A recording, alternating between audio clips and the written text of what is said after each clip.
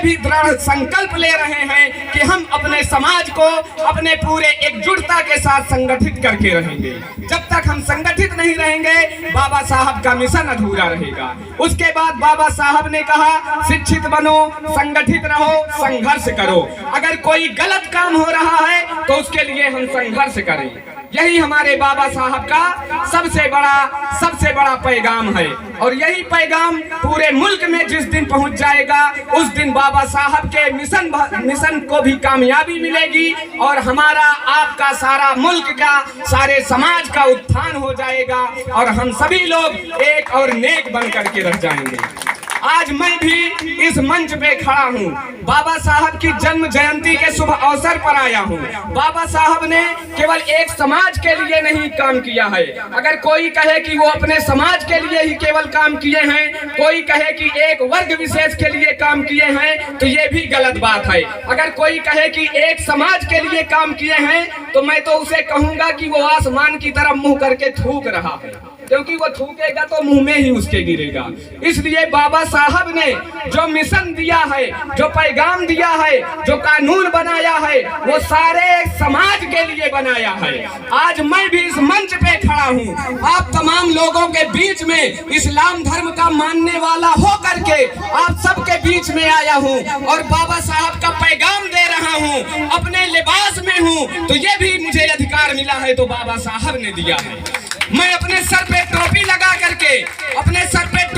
करके अगर मस्जिद में जाता हूँ, नमाज पढ़ने के लिए जाता हूँ, तो ये भी अधिकार हिंदुस्तान में अगर मुझे मिला है तो बाबा साहब ने दिया है। अपने चेहरे पर अगर दाढ़ी रख करके मैं पूरे हिंदुस्तान में घूमता हूँ तो ये भी अधिकार मुझे बाबा भीमराव अंबेडकर ने दिया है।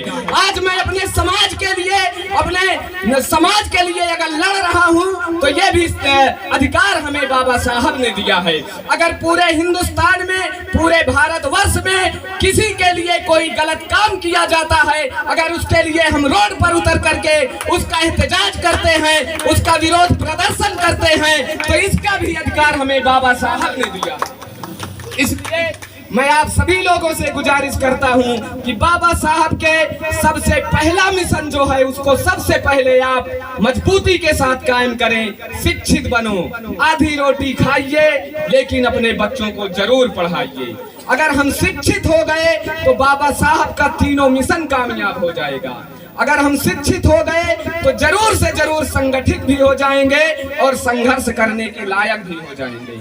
इसलिए बाबा साहब के सिर्फ एक मिशन पर अगर हम मजबूती से कायम हो गए तो हमारा बाबा साहब का तीनों मिशन कामयाब हो जाएगा। बस यही मेरा एक छोटा सा पैगाम था। आप सबकी मोहब्बतों में मैं आप सबके गांव में हाजिर हुआ। आप सबकी मोहब्बतों का बेपनाह शुक्रिया अदा करता हूं। मेरे प्रिय छोटे भाई अंकित वर्मा जी, मेरे भाई गुलशन वर्मा जी, मेरे भाई मोहित राज, मेरे भाई राजन वर्मा जी और तमाम मेरे दोस्त मिथिलेश भाई और तमाम हमारी बड़ी बहन रेखा गौतम जी ने मुझे जिस प्यार और मोहब्बत से बुलाया और मुझे सम्मान दिया, मैं उनका शुक्रगुजार हूँ। हमेशा उनका आभारी रहूंगा। जय भीम, जय संविधान, जय भारत।